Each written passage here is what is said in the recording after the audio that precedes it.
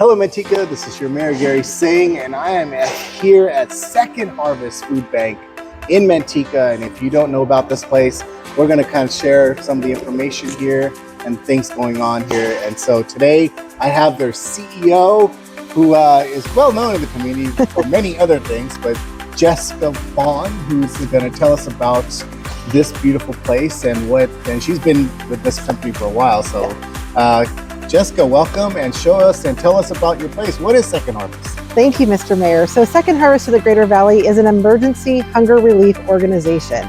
And what we do is we work through a very carefully curated network of programs and pantry partners to get food out into our community where it is needed the most.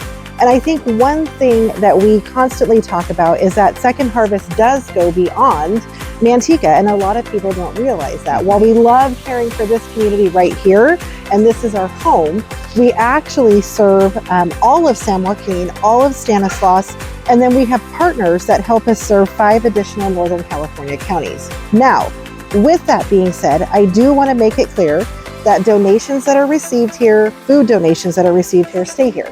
I know a lot of times people are like, well, wait a second, if you serve all these places, that's where those partner food banks come into play. They do their own fundraising, and that, yes, they come together. So if you are donating to Second Harvest in San Joaquin and Stanislaus County, the funds are staying right here. So you know what, we obviously, you guys have been a long-standing staple in our community here in the industrial park. 50 years. 50 years. 50 years this year. So that was definitely before I was born.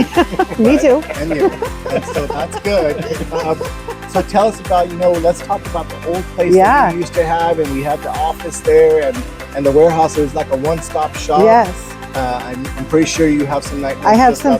I don't actually. No. We loved it back then. It was very cozy. So yes, so Second Harvest has been around, as I mentioned, for 50 years. It started as a senior feeding program and continued to evolve as the community evolved and the need changed.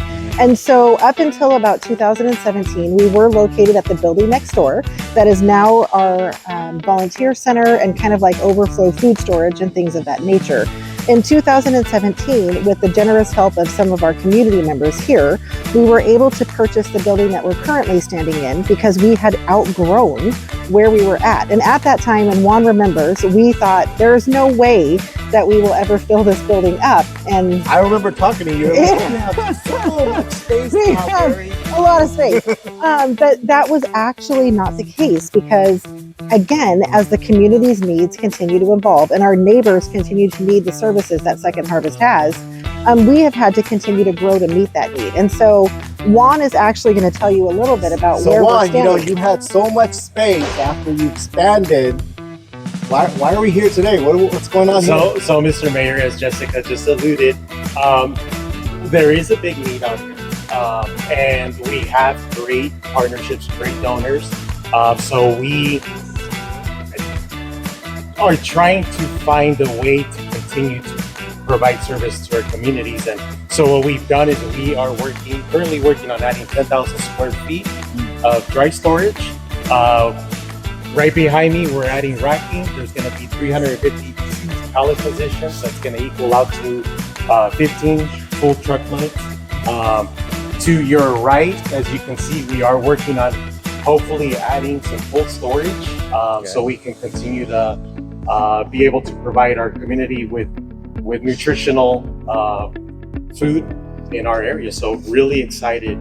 So let's talk some numbers between the two. Maybe you could share with us volume. Tell me a little bit about how much product actually moves out of here in a month. Yeah, so we work with 90 plus agencies, partner agencies in our area, and we move roughly 1.5 million pounds of products a month. That's a lot of products. So Jessica, obviously that's a lot of product, and I'm pretty sure that takes a lot of a village to make it happen, and a lot of different programs and a lot of people you're helping. So yes. Tell us something about that. So our goal is always to try to get food to where the people are that need it the most. So wherever our neighbors are is how we work that out.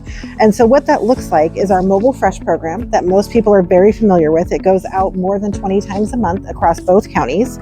We have our Silver Harvest program that also has our home delivery attached to it, meaning if you are somebody that is ill, may not have the ability to get to one of our food pantry or program sites, we can deliver that food to you. We also have our Fresh Food for Kids, which is a program that's near and dear to all of our hearts because each one of us have children. That program is housed in our school sites and in our district offices to ensure that families are not going without. And with our program sites and our pantries, we are able to spread a very wide safety net across the community. And it does not go with just the staff that we have here because we are a tiny but mighty staff.